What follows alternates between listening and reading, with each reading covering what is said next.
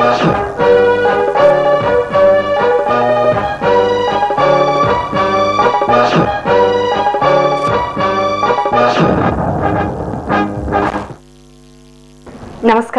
అధిపతి కార్యక్రమానికి స్వాగతం. ఒక శాఖ సమర్థవంతంగా పనిచేయాలంటే ఆ శాఖ నిర్వహణ బాధ్యతాధికారి సమర్థులై ఉండాలి. అప్పుడే కింది ఉద్యోగులు బాధ్యతాయుతంగా ముందుకు సాగుతారు. ఇలాంటి అధిపతులను మీకు పరిచయం చేస్తూ ఆయా శాఖల విశేషాలను మీకు అందించేందుకు ముస్తాబై మీ ముందుకు వచ్చింది ఈనాటి అధిపతి. మహిళా సంక్షేమం కోసం నిర్దేశించిన మహిళా సాధికారత సంస్థ కమిషనర్ సిఎస్ రామలక్ష్మి ఈనాటి అధిపతిలో అనేక విషయాలను వివరించనున్నారు.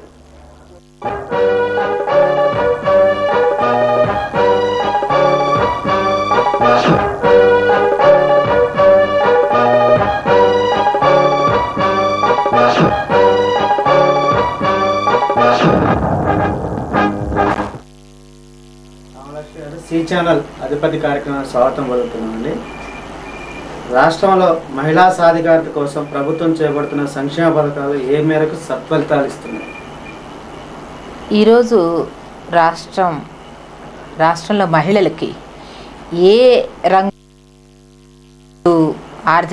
ఆర్థికంగా సామాజికంగా మహిళల్ని చైతన్యపరిచి మహిళలకు అనేది ఒక ప్రత్యేక స్థానం కల్పించి అభివృద్ధి పథకాల్లో మహిళలకి లయన్స్ షేర్ మ్యాక్సిమం షేర్ మహిళలకు వచ్చేలాగా ఈ ప్రభుత్వం ఎన్నో కార్యక్రమాలు ఎన్నో పథకాలు చేపడుతుందండి. ఉదాహరణకి ఈరోజు కుటుంబంలో ఆడపిల్ల పుట్టినట్లయితే ఆడపిల్లల పుట్టుకని ఎంకరేజ్ చేయడానికి మనం బాలికా సంరక్షణ పథకం అంటే ఆడపిల్లల కన్నా తల్లిదండ్రులకి ఒక ఆడపిల్ల అయితే ఇన్సెంటివ్స్ ఇవ్వడం, ఇద్దరు ఆడపిల్లలైనా మరి సెకండ్ ప్రయారిటీలో ఇన్సెంటివ్ ఇవ్వడం, దగ్గర నుంచి ఫ్రీ ఎడ్యుకేషన్ ఇవ్వడం ఆడపిల్లలకి, తర్వాత చదువులో హైయర్ ఎడ్యుకేషన్ పర్సూ చేసుకునే ఆడపిల్లలకి రిజర్వేషన్ అనమాట. ఉదాహరణకి ఇంజనీరింగ్లో కానీ మెడిసిన్లో కానీ ఎంబీఏ ఎంసీఏ ఏ ఎడ్యుకేషన్లో తీసుకున్న రిజర్వేషన్ కల్పించడం విద్యాపరంగా, ప్రభుత్వ ఉద్యోగాల్లో 30% రిజర్వేషను, తర్వాత మహిళలు ఆర్థిక కార్యక్రమాలు చేపట్టడానికి ప్రభుత్వ కార్యక్రమాల్లో కనీసం 50% నిధులు మహిళల కోసం ఖర్చు పెట్టడం, అటు స్వయం ఉపాధి కానివ్వండి లేదా వేజ్ ఎంప్లాయ్మెంట్ స్కీమ్స్ కానివ్వండి, మరి ఓల్డ్ ఏజ్లో అంటే వృద్ధాప్యంలో పెన్షన్ స్కీమ్స్లో కానీ ఏ రకంగా చూసుకున్న మహిళల యొక్క ఆర్థిక స్వాతంత్రానికి సామాజిక చైతన్యానికి ఈరోజు ఎన్నో కార్యక్రమాలు ఈరోజు ప్రభుత్వం దగ్గర ఉన్నాయి. మరి ఈ కార్యక్రమాలన్నీ కూడా కేవలం అమలుపరచడమే కాదు, మహిళలు ఈ కార్యక్రమాల అర్థం చేసుకునేలా చేసి వారికి ఆల్ పాసిబుల్ ఆపర్చునిటీ అన్ని రకాల అవకాశాలు కల్పించడానికి వారందరినీ ఒక చోట కూర్చోబెట్టి చైతన్యపరిచి ఈ కార్యక్రమాలు ఎలా అవైల్ చేసుకోవాలి అనే అవేర్నెస్ను కూడా కల్పించడానికి ఈరోజు ఎక్కువగా ప్రయత్నం జరుగుతుంది. రామలక్ష్మి గారు, ఉమెన్ ఎంపవర్మెంట్ కమిషనర్గా మీ బాధ్యతలు, విధులు, విధానాలు ఏంటి? ఏమేమి కార్యక్రమాలు చేపడుతుంటారు? విమెన్ ఎంపవర్మెంట్ అంటే మనం ఎంపవర్మెంట్ అనేది చాలా పెద్ద మాట, అంటే బ్రాడ్గా ఉపయోగించే మాట. అది ఒక గ్రామీణ మహిళ దగ్గర మనం ఎంపవర్మెంట్ అంటే ఆవిడ ఏమంటుందంటే, నాకు ఉండడానికి మంచి ఇల్లు కావాలి, అంటే వర్షం కురిసినా ఎండ వచ్చినా లేకపోతే ఏ రకమైన ఇబ్బందులు వచ్చినా మంచి సేఫ్ షెల్టర్ కావాలి, ఆవిడకి తాగడానికి మంచినీళ్ళు కావాలి, మంచి ఆ గ్రామంలో రోడ్లు కావాలి, పిల్లలు ఆరోగ్యవంతులుగా ఉండాలి, చదువుకోవాలి, చదువుకోవడానికి ఒక మంచి బడి ఉండాలి, అక్కడ అయ్యవారు బాగా పాఠాలు చెప్పాలి, అరే ఇంట్లో వంట చేసుకోవడానికి కావాల్సిన బేరెస్ట్ మినిమమ్స్ అనమాట, ఆహార పదార్థాలు ఉండాలి, వంట చేసుకోవడానికి చక్కని వసతి ఉండాలి, ఆవిడని భర్త గౌరవించాలి. అంటే ఆవిడ ఆలోచన ఎంతసేపు కూడా తన కుటుంబం చుట్టూ, తన పిల్లల చుట్టూ ఒక సేఫ్టీ, ఒక సోషల్ సెక్యూరిటీ కావాలి.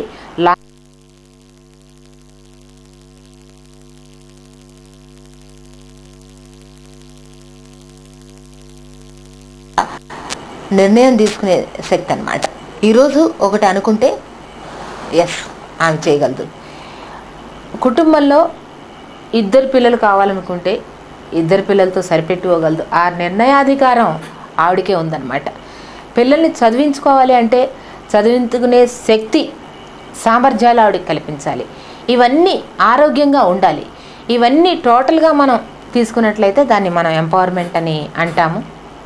మా యొక్క శాఖ ద్వారా విమెన్ ఎంపవర్మెంట్ కమిషనరేట్ జిల్లాలో గ్రామీణాభివృద్ధి సంస్థలు ఉన్నాయి, డిస్ట్రిక్ట్ రూరల్ డెవలప్మెంట్ ఏజెన్సీస్.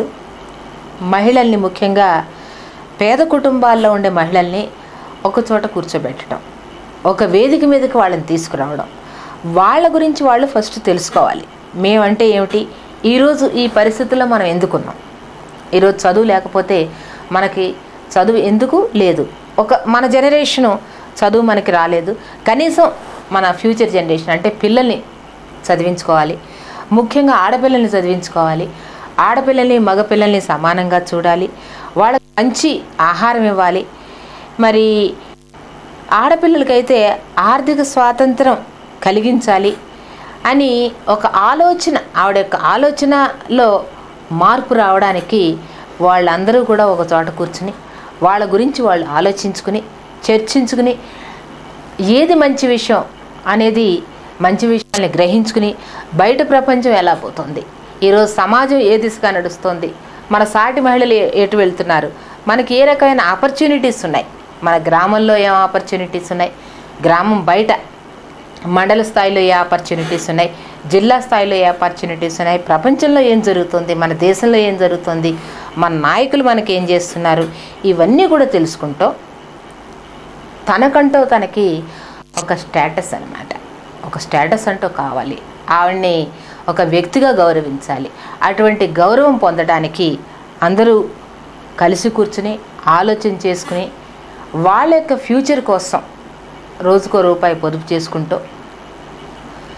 ఒక భవిష్యత్తు, ఒక బంగారు భవిష్యత్తు కోసం ఒక ప్రణాళిక రూపొందించుకుని ఏ రకమైన ఆర్థిక కార్యక్రమాలు కనుక చేపట్టినట్టయితే వాళ్ళు కనీసం కుటుంబానికి నెలకి 1000 నుంచి 2000 రూపాయలు సంపాదించుకోగలరు. అటువంటి ఆలోచన కార్యక్రమం వారంతా కూడా చేసుకోవడం, ఒకళ్ళ నుంచి ఒకళ్ళు తెలుసుకుంటూ ముందుకు పోవడం,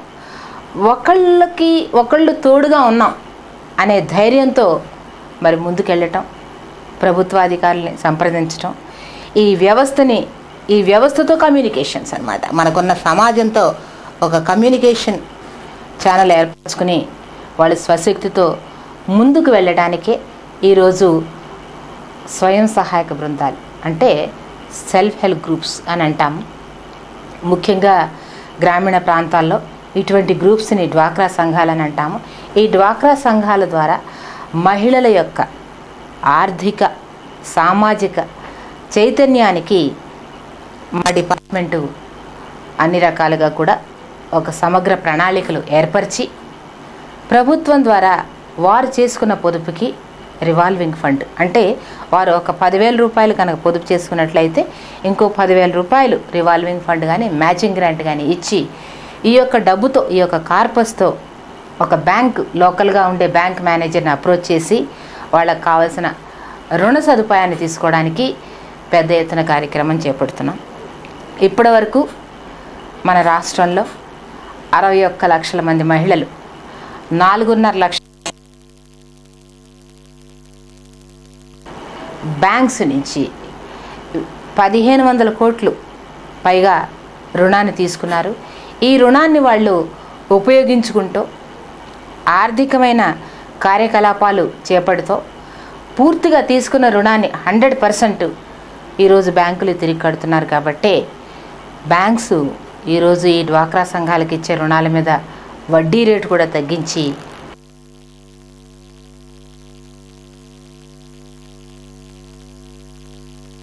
% అంటే రూపాయి వడ్డీతో ఇచ్చే బ్యాంక్స్ ఈరోజు దాన్ని 80 పైసలకి 90 పైసలకి తగ్గించి కూడా రుణాన్ని అందజేస్తున్నారు. ఇటువంటి కార్యక్రమాన్ని ఫెసిలిటేట్ చేయటం మా విమెన్ ఎంపవర్మెంట్ కమిషనరేట్ యొక్క ముఖ్యోద్దేశం, ముఖ్యమైన కార్యక్రమం కూడా. రామలక్ష్మి గారు, రాష్ట్రంలో డ్వాక్రా సంఘాల పనితీరు విధానం ఎలా ఉంది? డ్వాక్రా సంఘాల పనితీరు అంటే మన రాష్ట్రంలో 93వ సంవత్సరం నుంచి డ్వాక్రా సంఘాలు ఏర్పడ్డాయి. ఒకానొకప్పుడు ఒక గ్రామంలోకి వెళ్ళి ఒక సంఘం తయారు చేయాలి, ఒక గ్రూప్ తయారు చేయాలి అంటే ప్రభుత్వ ఉద్యోగులు అంటే గ్రాస్ రూట్లో పనిచేసే ప్రభుత్వ ఉద్యోగులు ఎంతో కష్టపడవలసి వచ్చేది. ఎందుకంటే మనం ఏది చెప్పినా కూడా గ్రూపులుగా ఏర్పడండి, మీకు సహాయం జరుగుతుంది, మీరు ముందుకు వస్తారు, మీరు బాగుపడతారు అంటే చెప్పారులేండి. ఇలా చాలామంది మా దగ్గరికి వచ్చారు, చాలామంది ఇటువంటి విషయాలు చెప్పారు, కానీ ఎవరు కూడా మమ్మల్ని మోసం చేసిన వాళ్ళే కానీ సరిగా మమ్మల్ని ఎవరు చేసిన వాళ్ళు లేదని చెప్పేసి ఒక కాన్ఫిడెన్స్ ఉండేది కాదు మనం చెప్పే మాటల మీద, ఒక నమ్మకం ఉండేది కాదు. కానీ ఈరోజు ఒక మంచి పని జరిగింది. అదేమిటంటే ఒక గ్రామంలో ఒక సంఘం అంటే ఒక గ్రూపు మంచిగా పనిచేసినప్పుడు అటువంటి గ్రూపును చూడటానికి ఆ జిల్లా కలెక్టర్ కానీ అక్కడ ఉండే మన పీపుల్స్ రిప్రజెంటేటివ్స్ కానీ మంత్రులు కానీ ఎమ్మెల్యేలు కానీ ఎవరన్నా నేరుగా ఆ గ్రూప్ దగ్గరికి వెళ్తున్నారు, వెళ్ళి వాళ్ళ ఇంట్లో కూర్చుని వాళ్ళతో మాట్లాడుతున్నారు. అంటే వాళ్ళకు ఒక స్టేటస్ మూలాన్ని మిగతా లేడీస్ అంటే మిగతా స్త్రీలు మహిళలు వాళ్ళు అలా చేస్తున్నారు, వాళ్ళు ముందుకు పోతున్నారు, మనం ఎందుకు చేయకూడదు అనే ఆలోచన వాళ్ళలో వచ్చింది. కాబట్టి ఈరోజు ఈ సంఘాలు ఏర్పరచడం అనేది కేవలం ప్రభుత్వ ఉద్యోగులు చేసే కార్యక్రమం కాదు. ఇది వాళ్ళు ఒకళ్ళని చూసి ఒకళ్ళు నేర్చుకుంటున్నారు. ఒక కాంపిటేటివ్ యాటిట్యూడ్స్తో ఈ సంఘాలు ఈరోజు తయారవుతున్నాయి. కాబట్టి 4.5 లక్షల సంఘాలు, 61 లక్షల మంది మహిళలు ఏ రోజు ఏ గ్రామంలో చూసినా ఏ వాడలో చూసినా కనీసం ఒక సెల్ఫ్ హెల్ప్ గ్రూప్ ఉంది, లేదా ఒక డ్వాక్రా గ్రూప్ ఉంది. మరి వాళ్ళు అలా సంఘాలుగా ఏర్పడటం, పొదుపు అంటే 50-60 సంవత్సరాల తర్వాత ఒక మహిళ తన జీవితం గురించి ఒక ఆలోచన ఆవిడికి 25 సంవత్సరాల వయసు ఉన్నప్పుడే వచ్చింది. అంటే 25 సంవత్సరాల వయసులో నాకు 50 సంవత్సరాలు 60 సంవత్సరాలు వస్తే నేను పని చేసుకునే ఓపిక లేకపోతే నా పరిస్థితి ఏమిటి అనే ఒక ఆలోచన వచ్చి ఆ 20 సంవత్సరాల వయసులోనే అంటే పెళ్ళయి పిల్లలు పుట్టి జీవితంలో నిర్ణయాలు తీసుకునే వయసు అది. ఆ వయసులోనే రోజుకో రూపాయి పొదుపు చేస్తూ 30 సంవత్సరాల యాక్టివ్ లైఫ్లో కనీసం 50,000 నుంచి 1,00,000 రూపాయల వరకు మహిళ పొదుపు చేయడమే కాకుండా గవర్నమెంట్ ఇచ్చే కార్యక్రమాలన్నీ కూడా ఉపయోగించుకుని, బ్యాంక్ లోన్లు ఉపయోగించుకుని, మరి భర్త అడిగినప్పుడు నీకేం ప్రాబ్లం లేదు, నేనున్నాను నీకు సపోర్ట్ చేయడానికి అని చెప్పేసి 2,000 నుంచి 3,000 రూపాయలు, 5,000 రూపాయలు, 10,000 రూపాయలు ఇంట్లో ఏ అవసరం వచ్చినా కూడా మరి ఈ డ్వాక్రా సంఘాల్లో ఉన్న మహిళలు ఇవ్వగలుగుతున్నారు, కుటుంబానికి ఆర్థికంగా సహాయం చేయగలుగుతున్నారు. ఇంతకుముందు ఈ కార్యక్రమాలు లేనప్పుడు ఏదో ఇంట్లో కూర్చోవడం, కాలక్షేపం చేయడం, మరి ఎప్పుడు నాకు చీర కావాలన్నా లేకపోతే ఏదైనా కొనుక్కోవాలన్నా, పిల్లలకి పుస్తకాలు కొనాలన్నా, ట్యూషన్ ఫీజు కట్టాలన్నా ప్రతి చిన్న విషయానికి కూడా ఆవిడ భర్త మీద ఆధారపడవలసి వచ్చేది. ఈరోజు అటువంటి పరిస్థితి లేకుండా వాళ్ళ కాళ్ళ మీద వాళ్ళు నిలబడుతూ సాటి మహిళలకి, తన కుటుంబానికి మొదట సహాయం చేస్తున్నారు. అలాగే సాటి మహిళలకు కూడా కష్టం వచ్చినప్పుడు వాళ్ళు సహాయం చేయగలుగుతున్నారు. ఉదాహరణకి దురదృష్టవశాత్తు ఒక కుటుంబంలో ఉండే మహిళకి భర్త పోయినప్పుడు ఇమ్మీడియట్గా ఆవిడకి ఏ రకమైన సహాయం మరి ఉండదు. అటువంటి ఇమోషనల్ సపోర్ట్ ఇవ్వడమే కాకుండా మేము నీ అందరికీ కూడా మేము సహాయం చేయడానికి ఉన్నామని చెప్పేసి ఒకళ్ళకొళ్ళు సహాయం చేసుకుంటూ వాళ్ళు ముందుకు వస్తున్నారు. అందుకనే ఈరోజు వాళ్ళకంటూ ఒక ప్రత్యేకమైన స్థానం ఉంది, వాళ్ళకంటూ ఒక స్టేటస్ ఉంది, వాళ్ళకి ఒక రికగ్నిషన్ ఉంది. ఆ గ్రామాల్లో ఉండే సర్పంచులు కానీ, ప్రభుత్వ అధికారులు కానీ మహిళల గురించి ఏ కార్యక్రమాలు ఈరోజు చేపట్టినా, ఏ ప్రభుత్వ పథకాలు రూపొందించినా ఈ డ్వాక్రా గ్రూపుల్లో ఉండే మహిళల సహాయ సహకారాలు తీసుకోవటం, వాళ్ళ సలహాలు తీసుకోవటం, వాళ్ళని సంప్రదించటం కూడా జరుగుతుందండి. తర్వాత మరి కేవలం రివాల్వింగ్ ఫండ్లు, లోన్లు ఇవ్వడం కాకుండా ఈరోజు మహిళకి సమాజంలో మగవాళ్ళతో సమానంగా ఒక స్థానం కావాలి. ఇంట్లో వంట చేసుకోవడానికి దీపం పథకం ద్వారా గ్యాస్ స్టవ్ వచ్చింది. పిల్లలకి వంట చేసి పెట్టడానికి మధ్యాహ్న భోజన పథకం ద్వారా ఒక అవకాశం, అంటే ఒక employment opportunity, income generation opportunity 60,000 స్కూళ్ళల్లో, 60,000 పాఠశాలల్లో ఒక పాఠశాలకి కనీసం 2-3 డ్వాక్రా మహిళలు వంట చేసి పెడతాం, వాళ్ళకి ఆ రకంగా ఉపాధి కలగటం, ఆ పథకం కూడా మంచిగా అమలు చేయడానికి ఈరోజు మహిళలు సహకరిస్తున్నారు. అదే ఏ రకమైన ఆపర్చునిటీ ఉన్న ఒక గ్రామంలో ఒక కమిటీగా ఏర్పడి అక్కడ వాటర్ షెడ్ పథకాలు కానీ, లేకపోతే రోడ్లు, మరి వాటర్ స్కీమ్స్ నిర్మించే పథకాలు కానీ, ఏ పథకం తీసుకున్నా మహిళల భాగస్వామ్యం అనేది అన్ని అభివృద్ధి పథకాల్లో మహిళల భాగస్వామ్యం మనకి ఈరోజు ఈ డ్వాక్రా సంఘాల ద్వారా చేయడానికి ఒక పెద్ద అవకాశం కలిగింది. కమిషనర్ గారు, డ్వాక్రా సంఘాలు తయారు చేస్తున్న వస్తువులను మార్కెటింగ్ చేయడానికి ఎలాంటి సదుపాయాలు మీరు కల్పిస్తున్నారు? ఈరోజు డ్వాక్రా సంఘాలు ఎన్నో రకాల ఉత్పత్తులు చేస్తున్నాయి. ఉదాహరణకి మీరు ఏ మహిళను తీసుకున్నా కూడా ఏదో పని చేస్తుందండి, ఎవరు ఖాళీగా ఉండరు. కనీసం ఏమీ చేయలేని వాళ్ళు ఇంట్లో 2 గేదెలను పెట్టుకుని దాని మీద పాలమ్మకం వల్ల మరి ఆదాయం సంపాదించడం, లేకపోతే చిన్న బుట్టలు తయారు చేసుకోవటం, కోళ్ల పెంపకం, లేదా పాల నుంచి తయారు చేసే వెన్న కానీ ఇతర రకమైన ఉత్పత్తులు కానీ ఇవన్నీ చేయడం, లేదా పశుగ్రాసం పెంచుకోవడం, కూరగాయలు పెంచుకోవటం, బుట్టలు అల్లుకోవడం, లేదా ఇంట్లో కూర్చుని అల్లికలు అల్లుకోవటం, ఎంబ్రాయిడరీ వర్క్ చేసుకోవటం, బట్టలు కుట్టి అమ్మడం, ఎన్నో రకాలు. ఇవన్నీ కూడా ఒక లిస్టు రాస్తే 450 రకాల పనులు ఈరోజు మహిళలు చేస్తున్నారు. మరి ఈ డ్వాక్రా సంఘాల ద్వారా వీళ్ళు తయారు చేసే ఉత్పత్తులు కనుక మనం తీసుకున్నట్లయితే చాలా వరకు ఈ ఉత్పత్తులు గ్రామీణ ప్రాంతాల్లోనే ఎక్కువగా అమ్ముడుపోవడానికి అవకాశం ఉంది, అమ్ముడుపోతున్నాయి కూడా. వీళ్ళు తయారు చేసే ఉత్పత్తులు 90% పైగా గ్రామీణ ప్రాంతాల్లో, అంటే ఊళ్ళల్లో కనుక మనం తీసుకున్నట్లయితే వారానికి ఒకసారి సంత జరుగుతుంది. ఆ సంతలో వీళ్ళు తయారు చేసే మరి కూరగాయలు కానీ, వీళ్ళు పండించే కూరగాయలు కానీ, లేకపోతే తాళ్ళు ఇలాంటివి కూడా నేస్తూ ఉంటారు. ఇవన్నిటికీ కూడా మంచి మార్కెట్ ఉన్నది. కాకపోతే ఎంబ్రాయిడరీ, ఈ జర్దోసి వర్క్, ఐరన్ అనమాట, హ్యాండీక్రాఫ్ట్స్, ఈ హ్యాండ్లూమ్స్, ఇటువంటి ఉత్పత్తులకి అర్బన్ మార్కెట్స్లో అంటే పట్టణ ప్రాంతాల్లో ఉండే మార్కెట్స్లో బ్రహ్మాండమైన డిమాండ్ ఉంది. దీనికి కారణం ఒకటి, ఈ పట్టణ ప్రాంతాల్లో ఇటువంటి ఉత్పత్తులు వీళ్ళు మార్కెట్ చేసినప్పుడు ప్రజలకి డైరెక్ట్గా ప్రొడ్యూసర్స్ కాబట్టి వాళ్ళు ఈ డ్వాక్రా మహిళలు ప్రొడ్యూసర్స్ నుంచి కొనుగోలు చేయడం అనేది మనకి ఆ ప్రైస్లో అడ్వాంటేజ్ ఉంటుంది. మధ్యలో ఎటువంటి దళారులు లేరు, మీడియేటర్స్ లేరు, బ్రోకర్స్ లేరు. కాబట్టి ప్రోడక్ట్స్ ప్రైసింగ్లో అడ్వాంటేజ్ ఉంటుంది. తర్వాత మెటీరియల్స్లో స్వచ్ఛత ఉంటుంది, అడల్ట్రేషన్ ఉండదు. కాబట్టి ప్రజలకు ఒక మంచి ఇమేజ్ ఉంది. డ్వాక్రా మహిళల దగ్గర కనుక ఉత్పత్తులు కనుక కొనుక్కున్నట్లయితే సరసమైన ధరలకు లభిస్తాయి, ఎటువంటి అడల్ట్రేషన్ ఉండదు. మరి ఈ రకమైన ఇమేజ్తో వీళ్ళు పట్టణ ప్రాంతాలకు వచ్చి జిల్లా స్థాయిలో కానీ, రాష్ట్ర స్థాయిలో కానీ, అంతర్జాతీయ స్థాయిలో కానీ వాళ్ళకంటూ వాళ్ళకొక ఇమేజ్ ఉంది, వాళ్ళకి ఒక ఆనెస్టీ ఉంది, సిన్సియారిటీ ఉంది. వాళ్ళు కూడా ముందుకు రాగలుగుతున్నారు.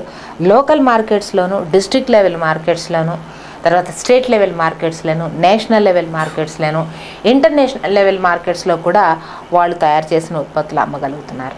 ఈరోజు మన అందరికీ తెలిసిన విషయమే, ఏదైనా ఒక ప్రోడక్టు మరి ఎగ్జిబిషన్స్ ద్వారా ఎక్కువగా సేల్ అయ్యే అవకాశం ఉంది. కాబట్టి ఈ డ్వాక్రా మహిళలు తయారు చేసే ఉత్పత్తుల్ని స్పెషల్ ఎగ్జిబిషన్స్, డ్వాక్రా బజార్స్ లేదా వేరే రకాల ఎగ్జిబిషన్స్లో ఉన్నప్పుడు అక్కడ డ్వాక్రా స్టాల్స్ ఏర్పరచడం ద్వారా కూడా ఎక్కువగా మరి ప్రోడక్ట్స్ని మనం అమ్మడం జరుగుతుంది.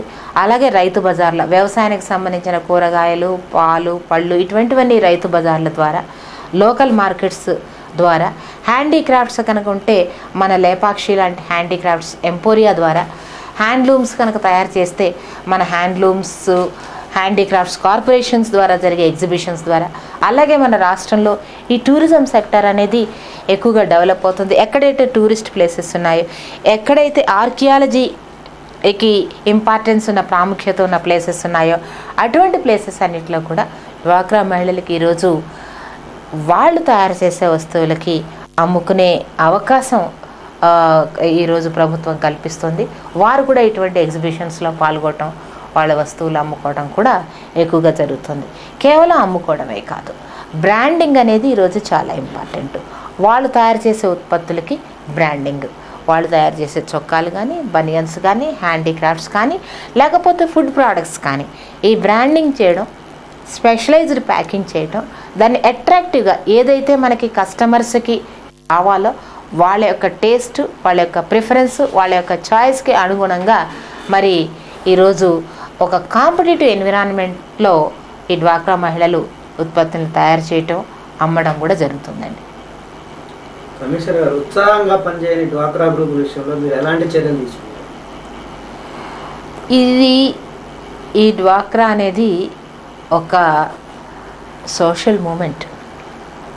ఈ సోషల్ మూమెంట్లో ఒక రెగ్యులేటరీ జాబ్ కాదు ఇది. మనం అంటే పని చేయని వాళ్ళ మీద చర్య తీసుకోవడం, వాళ్ళని శిక్షించటం అనే దానికన్నా కూడా ఆ రకమైన అప్రోచ్ కన్నా వాళ్ళని ఎంకరేజ్ చేయడం, వాళ్ళని ఒక కాంపిటేటివ్ ఎన్విరాన్మెంట్లో పనిచేసేలా చేయడం. ఉదాహరణకి కొంతమంది వాళ్ళకి తెలియదు ఈ గ్రూప్ వల్ల వచ్చే అడ్వాంటేజెస్ కానీ, ఈరోజు ప్రభుత్వం ఈ గ్రూప్స్కి చేసే సపోర్ట్ కానీ తెలియక వెనకాల ఉండిపోతారు. ఒక 6 నెలల పాటు పొదుపు చేస్తారు, ఒక సంఘంగా ఏర్పడతారు, ఇంట్లో పరిస్థితులు బాగోక ఎందుకులే ఈ సంఘంలో ఉంటే ఏమిటి ఉపయోగం అని చెప్పేసి నీరసం చేసి వెనక్కి వెళ్ళిపోతూ ఉంటారు. అటువంటి వాళ్ళకి మనం ఎవరైతే ఈ సంఘాల ద్వారా ఈ సంఘాల్లోకి వచ్చి బాగుపడ్డారో, అటు సామాజికంగా చైతన్యవంతులయ్యారు, ఆర్థిక పరిపుష్టి వాళ్ళకి కలిగింది, అటువంటి సంఘాలని, అటువంటి సక్సెస్ స్టోరీస్ని మనం చూపించడం, వాళ్ళకి ట్రైనింగ్ ఇవ్వటం, ఏ విషయాలు తెలుసుకోవాలనుకుంటున్నారో అటువంటి విషయాల్లో మనం వాళ్ళకి ట్రైనింగ్ ఇవ్వడం. తర్వాత చాలామందికి ఏదో చేయాలని ఉంటుంది కానీ ఎక్కడికి పోవాలో తెలీదు, ఏం చేయాలో తెలీదు, ఒకవేళ చేస్తే దానికి మార్కెటింగ్ ఉందో లేదో తెలీదు. అటువంటి అవగాహన కూడా శిక్షణా కార్యక్రమాల ద్వారా అటువంటి అవగాహన వాళ్ళకి కల్పించడం, ఈ సక్సెస్ స్టోరీస్ని వాళ్ళని ఎక్స్పోజ్ చేయడం. ఉదాహరణకి ఒక జిల్లా వాళ్ళు రెండో జిల్లా, తెలంగాణ ప్రాంతం నుంచి మహిళలు ఆంధ్ర ప్రాంతానికి వెళ్ళటం, ఆంధ్ర ప్రాంతం నుంచి తెలంగాణకి, రాయలసీమ నుంచి ఆంధ్రాకి, ఆంధ్ర నుంచి రాయలసీమకి, ఇలాగ వాళ్ళని ఎక్స్పోజర్ ట్రిప్స్ పంపించినప్పుడు వాళ్ళకి చాలా విషయాలు తెలుస్తాయి. మాకు ఇప్పటివరకు తెలియలేదు కానీ చూసాం కదా, లేకపోతే వేరే రాష్ట్రాలకు వెళ్ళి చూసాం కదా, వాళ్ళు ఏం చేస్తున్నారు అనేది వాళ్ళు తెలుసుకోవడం, దానివల్ల చైతన్యవంతులు అవడం. నీరసించిపోయిన గ్రూపులు కూడా ఇటువంటి ఎక్స్పోజర్ విజిట్స్ వల్ల, ఇటువంటి ట్రైనింగ్ కార్యక్రమాల వల్ల మళ్ళీ వాళ్ళు ముందుకు వస్తున్నారు. తర్వాత ద బిగ్గెస్ట్ ఇన్సెంటివ్ ఈస్, ఒక్కసారి డ్వాక్రా గ్రూప్ అయిన తర్వాత ఈరోజు మరి వాళ్ళ గ్యాస్ కనెక్షన్స్, దీపం ద్వారా గ్యాస్ కనెక్షన్స్, అలాగే మధ్యాహ్న భోజన పథకంలో వాళ్ళు పాల్గొనే అవకాశం, వాళ్ళు ఎగ్జిబిషన్స్లో ఈరోజు పాల్గొనదలుచుకుంటే కేవలం హైదరాబాద్లోనే కాక వాళ్ళు బాంబే వెళ్ళొచ్చు, ఢిల్లీ వెళ్ళొచ్చు, కలకట్టా వెళ్ళొచ్చు, దేశం దాటి కూడా వెళ్ళొచ్చు, శ్రీలంక వెళ్ళొచ్చు, మలేషియా వెళ్ళొచ్చు. మానవుడు ఎప్పుడు కూడా ఆశాజీవి.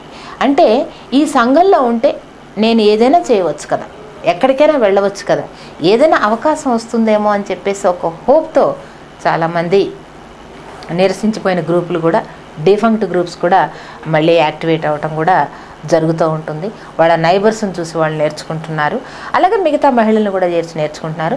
దీంట్లో మీడియా ప్రభావం కూడా చాలా ఉంది. ఈరోజు ప్రింట్ మీడియా కానీ, ఎలక్ట్రానిక్ మీడియా కానీ ఎప్పుడు ఏదో ఒక చోట ఈ సంఘాల గురించి మాట్లాడుతున్నాయి. వాళ్ళ యొక్క సక్సెస్ స్టోరీస్ మరి డాక్యుమెంట్ చేసి వాళ్ళకి చెప్పడం ద్వారా కూడా వాళ్ళు నేర్చుకుని వాళ్ళు చేస్తున్నారు కదా మనం ఎందుకు చేయకూడదనే ఒక హోప్తో వాళ్ళు ముందుకు వస్తున్నారండి.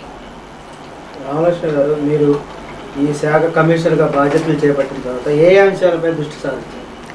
ముఖ్యంగా నేను గత 1993 నుంచి 2003 ఆల్మోస్ట్ 10 years నేను ఈ యొక్క శాఖలో వివిధ స్థాయిల్లో డైరెక్టర్గా నేను ఈ శాఖకి రావడం, జాయిన్ అవ్వడం, తర్వాత ఈరోజు కమిషనర్గా వివిధ స్థాయిల్లో నేను ఇక్కడ పనిచేశాను. ఒకానొకప్పుడు నేను ఇక్కడ ఈ శాఖకి వచ్చినప్పుడు డ్వాక్రా గ్రూపులు కేవలం 2000 గ్రూపులే ఉండేవి, అవి కూడా కాగితం మీద ఉండేవి, ఫీల్డ్లో ఏమీ ఉండేది కాదు. మరి నా వర్క్ స్క్వేర్ 1తో స్టార్ట్ అయిందని చెప్పగలను. గ్రామాలకి వెళ్ళటం, అక్కడ మహిళల్ని ఉత్తేజపరచడం, గవర్నమెంట్ ఆఫీసర్స్ని కూడా మరి ఎంకరేజ్ చేసి ఇది ఒక మంచి కార్యక్రమం, మహిళలకు సంబంధించిన కార్యక్రమం. ముఖ్యంగా మెన్ ఫంక్షనరీస్ వాళ్ళలో ఒక పాజిటివ్ యాటిట్యూడ్ తీసుకురావటం విమెన్ యొక్క కార్యక్రమాల మీద, దాంతో మొదలైంది నాది. తర్వాత ఇటువంటి సోషల్ మూమెంట్ని మనం అన్ని ఫోరమ్స్లో కూడా ఈ యొక్క కాన్సెప్ట్ సెల్లింగ్ అనేది చాలా ఇంపార్టెంట్ అని చెప్పేసి నేను అనుకుంటాను. అటు బ్యాంకర్స్ ఫోరమ్స్లో కానీ, అఫీషియల్స్ ఫోరమ్స్లో కానీ, లేదా సెంట్రల్ గవర్నమెంట్ ఆఫ్ ఇండియాకి వెళ్ళినప్పుడు ఆ ఫోరమ్స్లో కానీ ఈ కాన్సెప్ట్ సెల్లింగ్ అనేది ఒక స్టేట్ లెవెల్ ఆఫీసర్గా నా బాధ్యత. ఆ బాధ్యతను నిర్వర్తించడం, ఒక టీమ్ బిల్డింగ్ చేసుకోవడం, అందరు ఆఫీసర్స్తో కలుపుకుని దీంట్లో కేవలం మా డిపార్ట్మెంట్ ద్వారా ఇచ్చే కార్యక్రమాలే కాకుండా వేరే డిపార్ట్మెంట్స్ ద్వారా జరిగే కార్యక్రమాలే ఎక్కువ ఉంటాయి. ఉదాహరణకి నేను ఈ శాఖ ద్వారా ఇచ్చే సబ్సిడీ కేవలం 20 కోట్లు మాత్రమే. కానీ ఈరోజు బ్యాంకర్స్తో నేను కోఆర్డినేట్ చేసుకుని 1000 crores వరకు మొబిలైజ్ చేయగలగటం, అంటే బ్యాంకర్స్తో కోఆర్డినేషన్ వరకు చేసుకోవడం. మరి అదే ఆరోగ్య శాఖ, విద్యాశాఖ, సివిల్ సప్లైస్ శాఖ, ఎగ్జిబిషన్, హ్యాండ్లూమ్స్, హ్యాండీక్రాఫ్ట్స్, అంటే వేరియస్ డిపార్ట్మెంట్స్ని మనం కోఆర్డినేట్ చేసుకుని పనిచేయడం. ఓవరాల్గా మహిళల యొక్క ఆర్థిక అభివృద్ధి, సామాజిక అభివృద్ధి కావాలంటే ఈరోజు మన ప్రభుత్వ శాఖల్లో కనీసం 20 నుంచి 25 డిపార్ట్మెంట్లు దీంట్లో కలిసి పనిచేయవలసిన కోఆర్డినేటెడ్ రోల్ని నేను ఇంప్లిమెంట్ చేయడం. తర్వాత ఈ కాన్సెప్ట్ అనేది పాజిటివ్గా ఈ కాన్సెప్ట్ని అందరికీ కూడా విసిద్ధపరచడం, మరి అందరి దగ్గర ఒక పాజిటివ్ ఇమేజ్ బిల్డింగ్ అనేది చేయడం వల్ల, కంటిన్యూస్గా చేసిన ఎఫర్ట్ వల్ల, దీనికి అటు ప్రభుత్వ ఉద్యోగుల నుంచి, ప్రభుత్వం నుంచి వచ్చిన సహకారం వల్లే ఈరోజు మనం మన రాష్ట్రంలో అంటే ప్రపంచంలో ఏ దేశాల్లోనూ ఏ ఒక్క సింగిల్ కంట్రీ తీసుకున్నట్లయితే ఇన్ని గ్రూప్ 61 లక్షల మంది మహిళలు ఒక పర్టికులర్ ప్రోగ్రాంలో ఉండడం అనేది బహుశా నేను అనుకోవడం మన ఆంధ్ర రాష్ట్రంలో ఉన్న ఒక యునిక్ ఫీచరు. అదే కాకుండా మొదటి నుంచి కూడా central government, state government funds mobilise చేసుకుంటూ, ఈరోజు బ్యాంకర్స్ నుంచి కూడా ఫండ్స్ మొబిలైజ్ చేసుకుంటూ ఒక క్రమశిక్షణతో step by step, no question of going back, ఇది కంటిన్యూస్ ప్రాసెస్ ఆఫ్ ఇంప్రూవ్మెంట్. అది ఆ యొక్క రోలు ఎఫెక్టివ్గా ప్లే చేయడం. తర్వాత ఈ మూమెంట్ని సస్టైన్ చేయాలంటే ద బిగ్గెస్ట్ ఛాలెంజ్ ఈజ్, ఒక మహిళ ఎప్పుడూ కూడా ఆవిడ మోటివేట్ చేసుకోవాలంటే ఆవిడకి ఈ ప్రోగ్రాం వల్ల ఒక కంటిన్యూస్ ఇన్కమ్ అనేది కావాలి. ఆ ఇన్కమ్ సంపాదించాలి అంటే ఏ రకమైన కార్యక్రమాలు ఆవిడ చేపట్టాలి, ఎక్కడ మార్కెటింగ్ ఉంది అనేది చాలా ఇంపార్టెంట్. ఈ మార్కెటింగు, ఈ ఇన్కమ్ జనరేషన్ అనేది ఏదో ఒకసారి చేశామని చెప్పుకోవడానికి వీల్లేదు. ఉదాహరణకి ఒక 1000 రూపాయల పెట్టుబడితో ఒక వ్యాపారం చేసే మహిళ 2-3 సంవత్సరాల్లో 10,000 రూపాయలు పెట్టుబడి స్థాయికి ఎదుగుతుంది. ఆ 10,000తో ఆవిడ ఆగిపోదు, మళ్ళీ ఇన్వెస్ట్మెంట్ చేసుకుని 1,00,000 రూపాయల స్థాయికి ఎదుగుతుంది. ఆ 1,00,000 ఇన్వెస్ట్మెంట్ చేసుకుంటే 10 లక్షల స్థాయికి, అంటే కంటిన్యూస్ ప్రోగ్రామ్ అన్నమాట ఇది. కాబట్టి ఏదో మార్చి వరకు జరిగే ప్రోగ్రాంలా కాకుండా ఒక మహిళ స్టెప్ బై స్టెప్ ఇంప్రూవ్ చేసుకుంటూ వెళ్ళాలి అంటే అటువంటి ప్రణాళికలు మనకి కావాలి. ఈ గ్రూపుల్ని ఏ పాయింట్ ఆఫ్ టైంలో తీసుకున్నా కూడా మనం అమ్మ మీరు అంతా అయిపోయింది అని చెప్పడానికి వీల్లేదు. ఎప్పుడు వాళ్ళకి ప్రభుత్వం మీద ఏదో రకంగా ప్రభుత్వం యొక్క సపోర్ట్ కావాలి. అలాగే సీనియర్ గ్రూప్స్ని సపోర్ట్ చేసుకుంటూ, మధ్య లెవెల్లో ఉన్న మిడిల్ టైర్లో ఉన్న గ్రూప్స్కి మరి ట్రైనింగ్ ద్వారా సపోర్ట్ చేసుకుంటూ, లాస్ట్ టైర్ అంటే నిన్న కాక మన గ్రూప్స్ తయారయ్యాయి, అవి వాళ్ళని మనం సరిగ్గా ట్రైనింగ్ ఇవ్వకపోతే అవి డిఫెక్ట్ అయిపోతాయి, అటువంటి గ్రూప్స్ని మనం ట్రైనింగ్ ద్వారా స్ట్రెంగ్థన్ చేసుకుంటూ పోవాల్సిన కార్యక్రమం ఇది. Continuous programme. అందుకనే మనం 2000 గ్రూపులతో మొదలుపెట్టి ఈరోజు 4.5 లక్షల గ్రూపుల వరకు చేరగలిగాము. వాళ్ళ పొదుపు ₹1తో 93లో మొదలైన పొదుపు ఈరోజు 900 కోట్ల రూపాయల పైగా వాళ్ళ పొదుపు వచ్చింది. ఒకానొకప్పుడు మహిళలకి అప్పు ఇమ్మంటే వాళ్ళకి ఎటువంటి సెక్యూరిటీ, షూరిటీలు ఆఫర్ చేయలేరు అన్న బ్యాంక్స్ ఈరోజు టర్న్ అరౌండ్ పాలసీ తీసుకుని 1,500 కోట్లు బ్యాంకర్స్ అప్పిచ్చారు. ఈరోజు డ్వాక్రా మహిళలకి ఒక విశిష్టమైన స్థానం ఉంది ఈరోజు మన సమాజంలో. మన ఆంధ్రప్రదేశ్ యొక్క అభివృద్ధి వారు వాళ్ళ వంతు కృషి చేయటమే కాకుండా ఈరోజు ఈ కార్యక్రమం ఒక ప్రైమ్ కార్యక్రమంగా మన రాష్ట్రంలో ఉండడానికి వాళ్ళ యొక్క ఉత్సాహం, వాళ్ళ యొక్క చైతన్యమే కారణం అని చెప్పడానికి నేను ఎంతో సంతోషిస్తున్నాను. రామలక్ష్మి గారు, సి ఛానల్ అధిపతి కార్యక్రమంలో పాల్గొన్నందుకు కృతజ్ఞతలు, ధన్యవాదాలు. Thank you. ఇవండి ఈనాటి అధిపతి విశేషాలు. తిరిగి మరో అధిపతితో మళ్ళీ కలుసుకుందాం. అంతవరకు సెలవు. నమస్కారం.